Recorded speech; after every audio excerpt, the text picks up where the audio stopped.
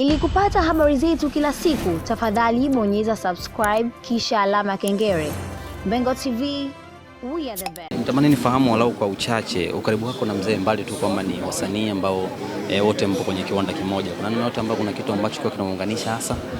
Ya, ukiacha mambo mengine ni sanaa, ingawa kiasili yule mzee pia ametokea Tabora na mimi huwa Mnyamwezi, kwa hiyo alikuwa akisema mdogo wangu, mwanangu, mdogo wangu nyumbani pamoja, kwa sababu ana asili kidogo ya kule nyumbani Tabora. Kwa hiyo ukiachana na sanaa labda asili hiyo kidogo, lakini hamna cha ziada zaidi kilichotukutanisha na mzee wangu huyu ni kwenye sanaa. Yeah. Kuna kitu chochote ambacho kwako kinabaki kama alama kuondoka kwa mzee wetu Hashim Kambi ambacho never huwezi kukisahau hasa enzi uhai wake? Yaani kifupi, tasnia imepoteza mtu kweli kweli, na tulikuwa tuna muda mrefu tumekaa mpaka tumesahau, tukasema tulikuwa hatuna wasiwasi, lakini tumeenda tena kupoteza mtu mkubwa sana toka amepotea Tesa hapa na baadhi ya watu wengine ambao walikuwa wamepita hapa katikati. Tuna msiba, kama tunasema, watu wanasema hata watu wanasema Bongo Movie sasa wamepumzika, lakini kishindo kikubwa sana kimetokea. Kumpoteza mzee Kambi ni pengo kubwa sana. Ni msanii mkubwa, kwa sababu namzungumzia hivi kwa sababu ni mmoja wa wasanii ambaye amefanya kazi na watu wengi. Hauwezi kumuuliza mtu yote kati ya watu waliokuwepo hapa kwamba kuna mtu akasema sijawahi kufanya kazi na mzee Kambi. So alikuwa ni mtu mzuri, kwa ni mtu muhimu na ni mfano wa kuigwa, kwa sababu tumejifundisha vitu vingi kutoka kwa mzee wetu. Kwanza nidhamu ya kazi, na ndio maana amejikuta anafanya kazi nyingi. Isitoshe ndio mtu ambaye anaongoza kwa kuingiza sauti katika hizi tamthilia zinazotoka nje, kuzitafasiri kuja kwa Kiswahili. Na wote tunafahamu mzee Kambi ndio alikuwa anatuongozea kuliko mtu yoyote. Yeye ndio alipata kazi nyingi za kuingiza sauti kwa sababu ya umahiri wake, nidhamu yake katika kazi na namna ambavyo alikuwa amejitoa. Kwa maana mzee alikuwa ana makuu, si kwamba unaweza kumshindwa mzee Kambi. Ilikuwa hata ukimwambia kwamba mimi sina hela lakini na kazi yangu hapa mzee wangu, mzee Kambi anamwambia basi baba, tutafanya, hamna shida. Kwa hiyo hilo ndio nimejifunza kubwa, kwamba lazima tujue tunaishije na watu kutokana na mazingira. Tasnia filamu ilikuwa na uhaba wa wazee, ama walikuwa na wazee wachache. Wala kwa uchache tuna mzee wetu mzee Mogo Mchungu, tuna mzee wetu mzee Mogo Mchungu. Yes, mzee wetu ameshapotea huyu hapa.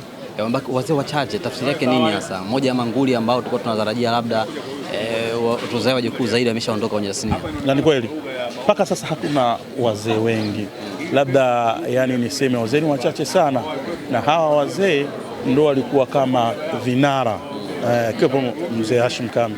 Sasa tunao wazee lakini ni wachache sana, ndio tunawagombania katika kila kazi. Ndio tunazungumza kina Mogo Mchungu, kina mzee Chilo, na wengineo ambao wamebaki, wako ambao wamebaki, lakini ni wachache mno, kwa sababu tunapunguza idadi ya wazee. Kama hivi kuondoka kwa Hashim Kambi, tunaendelea kupoteza wazee wetu ambao ni manguli. Sio kwamba waigizaji hawapo, lakini wengi hawakufikia viwango vya watu niliowataja. Wengi wao wanapatikana kwa shida, alafu pia nidhamu ya kazi inakuwa kidogo iko chini. Ndio maana utakuwa unaona wazee wanazunguka katika kila kazi za watu, kwa sababu ni wazee ambao hawezi kukuangusha unapomtumia. Hilo tu ndio tunajivunia uwepo wao, lakini wanapopungua tunasikitika kwa kweli. Tunaona tasnia inaendelea kuyumba. Kuna baadhi ya wasanii wamekuwa ni watu wa kulala ndani. Mambo kama haya kijamii yanapokuwa yametokea, hawahudhurii kwenye misiba, kwenye mambo ya wenzao kama hivi. Wito wako ni upi hasa kwao? Haya yanawakuta binadamu, si kwamba wewe ukijifanya utokei kwenye habari za watu au shida za watu unakuwa umepatia sana. Sio kweli kwamba hivi vitu vinamtokea mtu yoyote. Shida si lazima kufa, shida kuna kuumwa, hata matatizo, kesi na vitu kama hivyo. Kwa hiyo tunapokuwa tunajitoa sana au tunapotokea kwenye shida za watu, basi hata watu na wao watakuja katika shida zako, kuliko tunajifungia. Baadhi ya watu hapo hatuwataji kwa majina, lakini kuna watu waonekani kwenye shida za watu. Sasa kwenye tasnia tumepoteza mtu. Tunazungumzia kama mzee Kambi, ni mtu sijui utamzungumziaje uzuri wake. Watu wanasema mtu akishakufa ndo anazungumziwa vizuri, lakini ukweli wa Kambi unaonekana uko wazi. Hata ndio maana unaona leo umati wa watu umejaa. Sio wote hapa ni waigizaji, wamekuja watu kutoka sehemu mbalimbali. Mimi kuna watu wamenipigia simu wakitokea Dodoma, wanakuja wako njiani, wameondoka toka alfajiri. Sasa wao watu wanasafiri, sio waigizaji. Watu wasema pana mzee lazima tumziki. Alikuwa mzee mtu wa watu. Kwa hiyo sio mzee mwenye faida tu kwenye tasnia, hata nje ya tasnia alikuwa na faida kubwa. Neno la mwisho ambapo labda kwa hiki kifo ambacho kimetokea. Msiba ni ibada, wanasema tujifunze kutokana na hili lililotokea.